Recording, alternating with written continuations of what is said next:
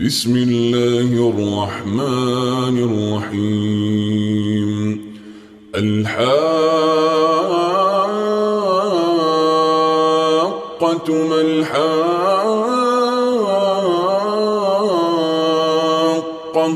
وما أدراك ما الحاقة كذبت ثمود وعاد بالقارعة فأما ثمود فأهلكوا بالطاغية وأما عاد فأهلكوا بريح صرصر عاتية سخرها عليهم 7 ليال و8 أيام حسوما فترى القوم فيها صرعا كأنهم أعجاز نخل خاوية فهل ترى لهم من باقية وجاء فرعون ومن قبله والمؤتفكات بالخاطئة فعصوا رسول ربهم فأخذهم أخذة رابية إنا لما طغى الماء حملناكم في الجارية لنجعلها لكم تذكرة وتعيها أذن واعية فإذا نفخ في الصور نفخة واحدة وحملت الأرض والجبال فدكتا دكة واحدة فيومئذ وقعت الواقعة وانشقت السماء فهي يومئذ واهية والملك على أرجائها ويحمل عرش ربك فوقهم يومئذ 8 يومئذ تعرضون لا تخفى منكم خافية فأما من أوتي كتابه بيمينه فيقول هاؤم اقرءوا كتابيه إني ظننت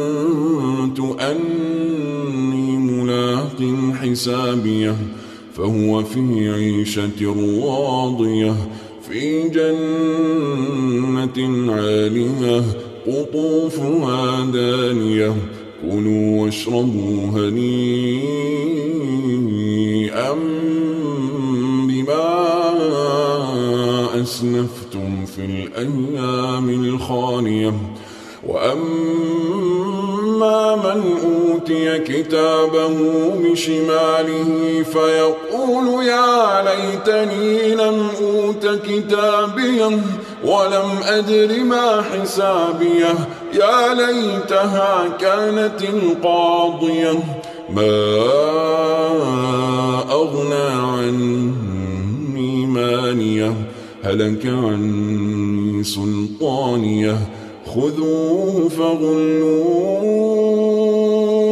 ثم الجحيم صلوه ثم في سلسلة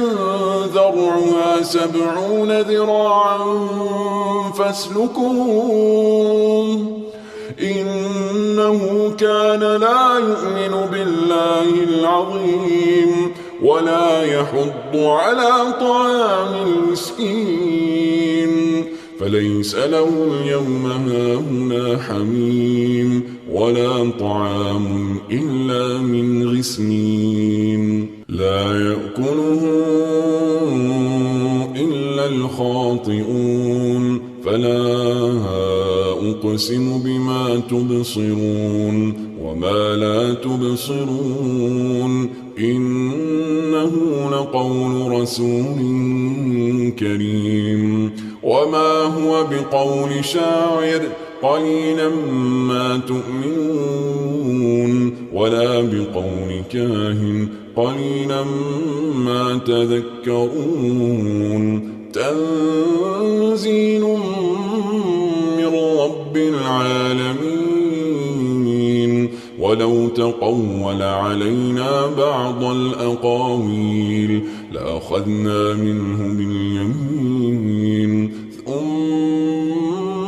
لقطعنا منه الوتين فما منكم من أحد عنه حاجزين وإنه لتذكرة للمتقين وإنا لنعلم أن منكم مكذبين وإنه لحسرة على الكافرين وإنه لحق اليقين فسبح باسم ربك العظيم